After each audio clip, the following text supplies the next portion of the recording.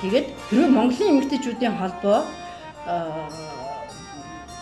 биднийг өөртөө игнэндээ нэгтгэе гэж хүсэж ивэл та нар Монгол Ардын хувьсгалт намайг сонгуульд дэмжихгүй байх ёстой.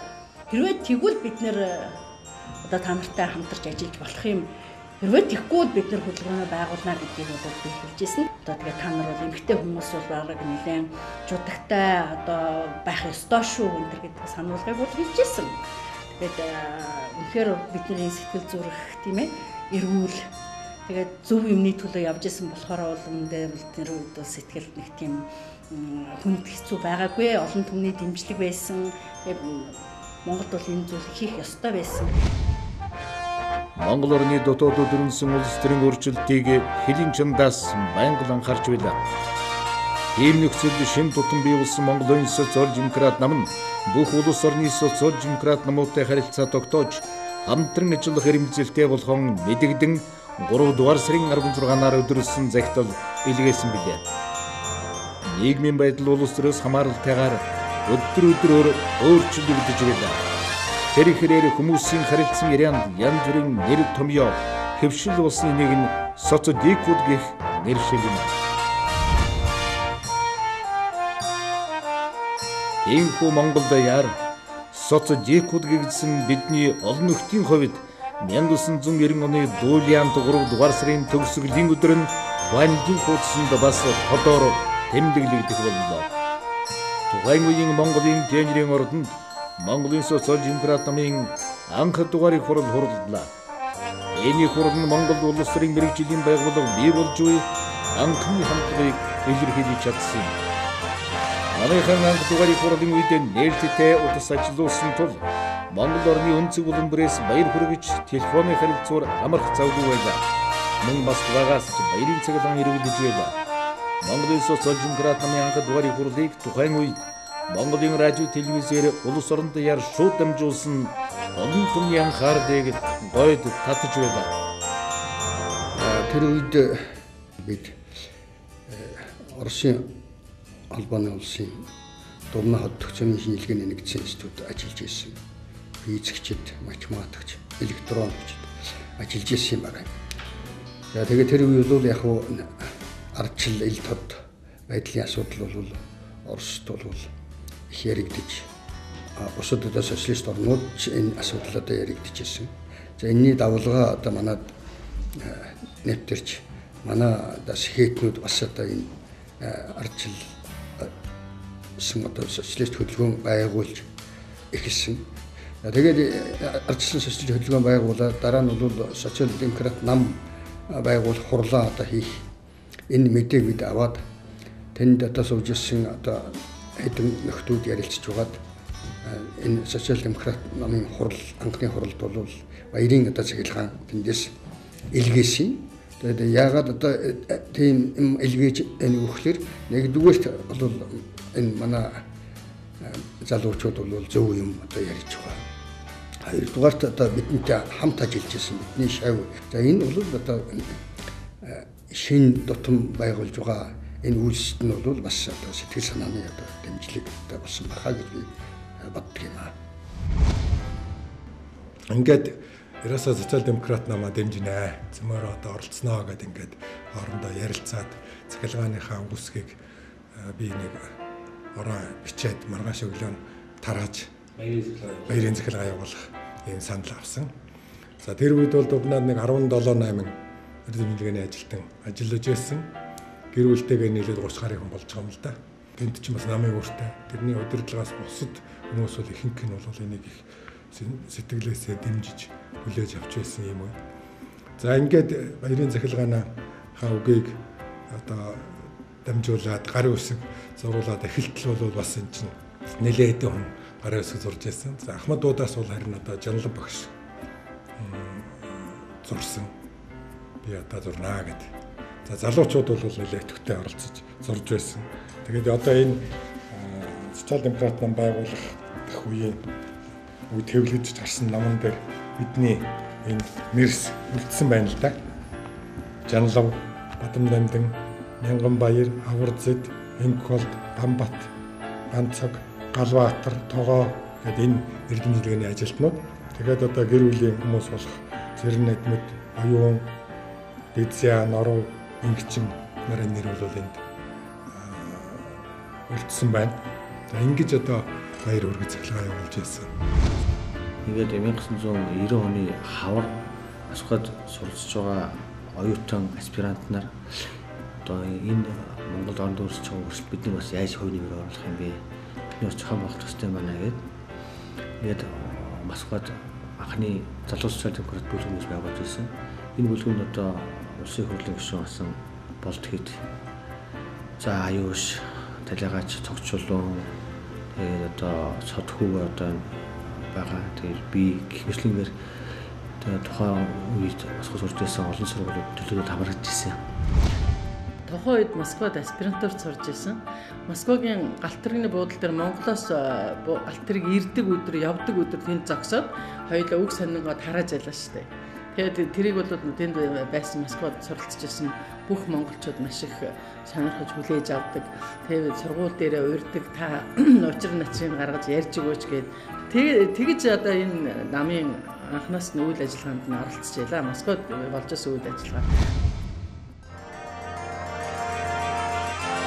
Эдрэтэж өгөөжтэй аварзон.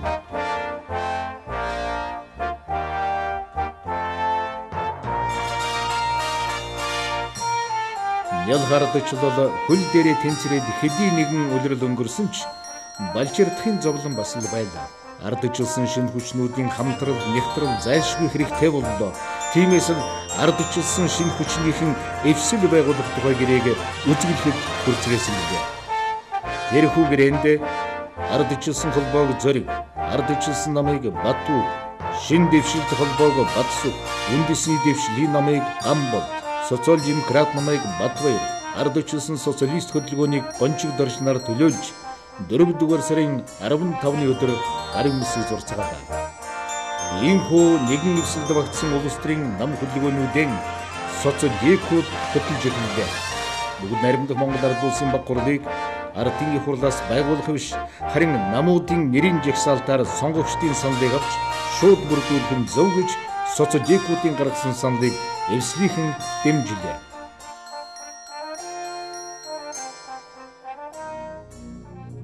Улс төрийн тэмцэл заримдаа хурцдах тийшин хандж байлаа.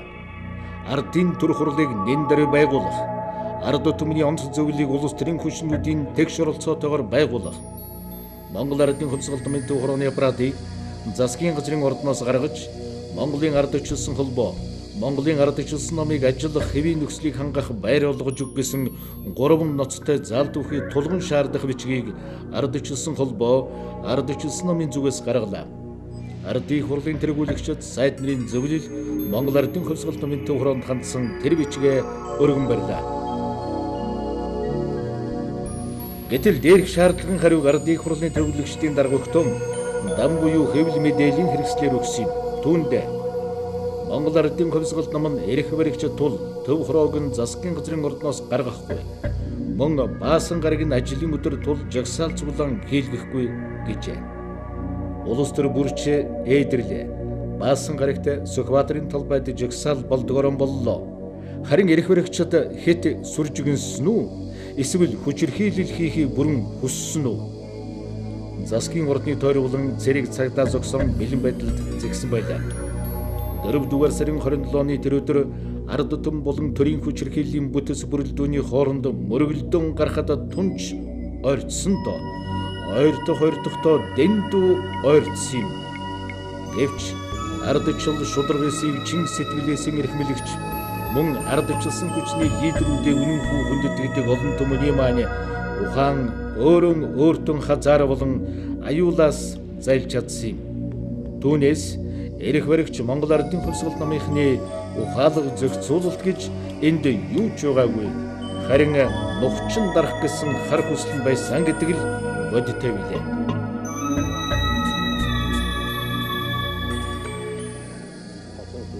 Мөн тэр 4-р сарын 28-нд Хөвсгөл аймгийн Төв мөрөн хотод тус аймаг дэх ардчилсан хүчнийхэн цуглаан зохион байгуулжээ. Орон нутгийн засаг захиргааны шийдвэрээр цуглаан зохион байгуулагчдын 4-ийг баривчилж 4 хүнд мөнгөн тургуул оногдуулах болжээ.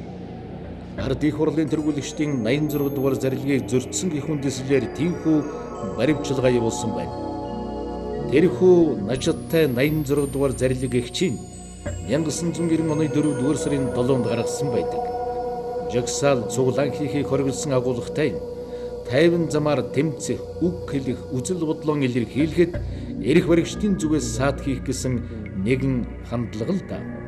Энэ бүхнээс болж хөвсгөлийн ардчилсан хүчний хэний тэмцэл хүчтэй болж маргаашаас нэхлэн Мөрөн хотын төв талбайд 18 хүн өлсгөлн зарлжээ. Улс төрийн болон бусад хавсрах салхитай хаврын өдрүүд үргэлжилсээр Май нэгний баяртай золголоо. Сонирхолтой энэ удаа Монголд Майн баярыг тэмдэглэсэнгүй. Үнэн дээр тэр баярыг 1990 онд л ийхүү үрд баяртай гэсэн юм. Харин энэ өдөр социалистуудын хэвлэл үг сонины анхны дугаар хэвлэгдэн гарч төгс юм аа.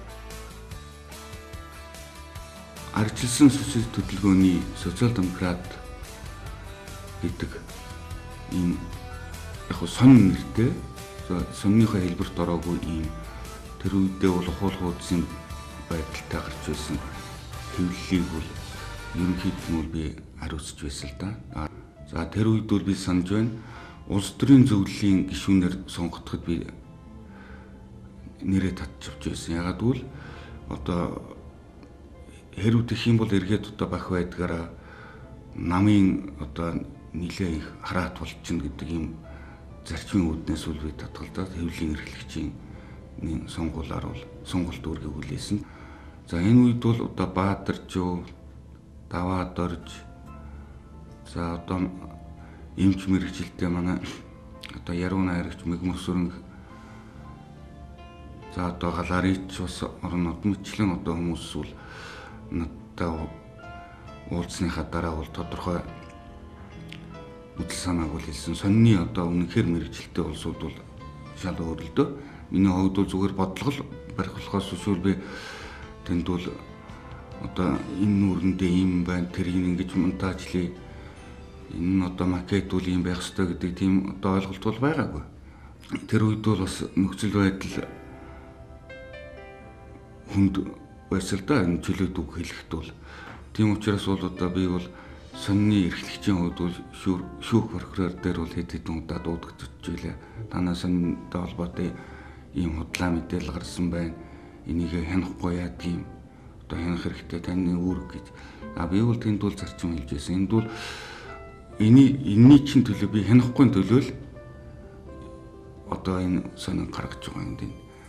Үг сонин одоо нэрээс нь эхлээд гаргахд бол одоо Баатаржуу бол одоо маш их үүрэгтэй. Ягаад гэвэл зэрэг бол социал-демократ гэдэг нэрээр цааш нь үргэлжлэх ёстой байсан сонин.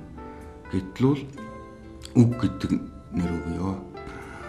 Үг гэдэг нэр бол миний хувьд бол айгүй их бууж ирсэн.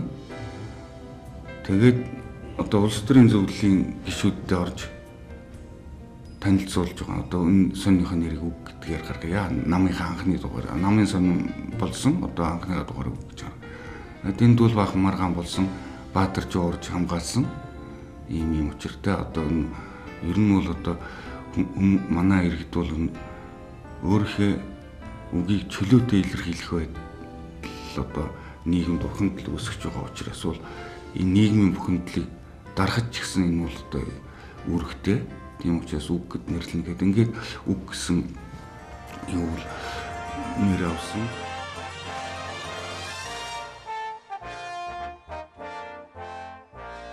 Яг үг сонин анх бол хэдэн хүнтэй байсан бэ гэхэрээс сонин эрхлэгч бол хавж байсан.